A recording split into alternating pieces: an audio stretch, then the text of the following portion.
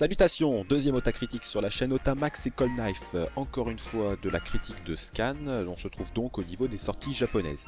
On commence tout de suite par la rubrique Epic. Epicness tout d'abord dans One Piece où le Mera Mera no Mi, le fruit du démon de Ace, est revenu après sa mort. Un des fruits les plus puissants du monde en gros. Dans Fairy Tail Fini, la Luciception, il y a enfin celle du futur qui est morte. Ça sera beaucoup plus compréhensible quand même, on les confondra plus. Dans Naruto, Madara pose un dilemme à Hashirama en échange de sa confiance, se tuer ou tuer son frère. Non mais réfléchis, s'il se tue, ça sert à rien qu'il ait ta confiance, il pourra rien en faire.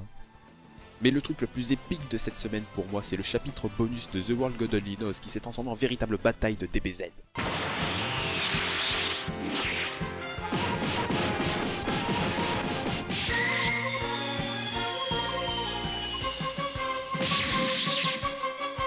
Voilà, maintenant, méchants. Les méchants de la semaine, on commence par Asura dans Soul Eater, qui n'est autre que le frère de Kid. Oui bon, dit comme ça ressemble à un scénario de Plus belle la vie, mais là c'est plus badass. Attention, les méchants ne sont pas toujours ce qu'on croit. Dans Beelzebub, Alain Delon a enfin révélé sa vraie nature. Coucou, tu veux voir ma bite? Et dans Soul Eater, Black Star, après avoir réussi un magnifique hurlement du dragon de feu,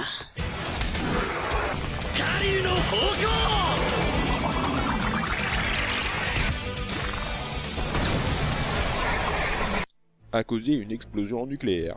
Hiroshima, c'était lui! Dans The World God Only Knows, encore le chapitre bonus, la méchante a décidé de cacher le soleil. Ça me rappelle un peu le plan de Monsieur Burns, mais bon. Plagiat.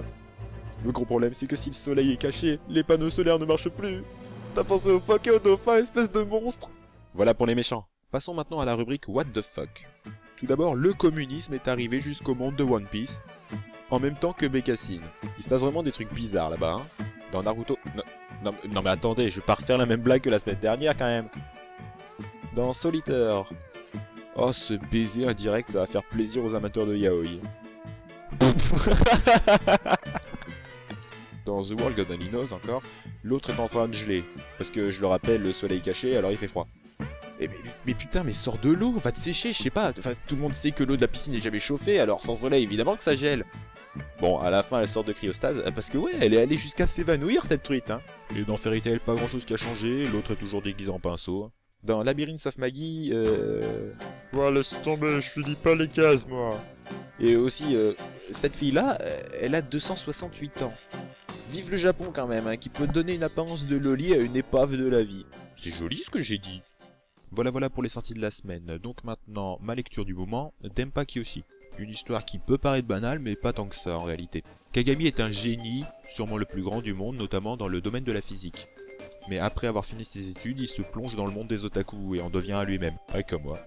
Il passe alors son temps sur internet à uploader un site d'animé avec pour but de devenir le site numéro 1 du Japon. Ah, pas comme moi. Il se dit atteint d'une maladie qui consiste à l'obliger à faire uniquement ce qu'il veut. En tout cas, il a beau être bon en physique, il ferait un mauvais docteur. Sa sœur veut qu'il fasse quelque chose de sa vie et l'inscrit pour un poste de professeur de physique-chimie dans un lycée. Bien qu'il soit réticent, il n'a pas le choix car elle menace de détruire sa précieuse collection d'otaku. Beaucoup d'humour dans ce manga, une histoire innovante et pas lourde, des personnages attachants et surtout un héros méga cool. Ce manga a vraiment tout pour plaire. Je le conseille surtout pour ceux qui connaissent un poil le monde des mangas et des jeux vidéo pour pas être trop perdu à cause des nombreuses références. Voilà pour cette Ota critique, j'espère que ça vous a plu. N'hésitez pas à critiquer, demander des critiques sur une critique, c'est Criticception. N'hésitez pas à regarder les autres vidéos de Cold Knife et de Max. Je vous donne rendez-vous la semaine prochaine pour une nouvelle Ota critique. Salutations!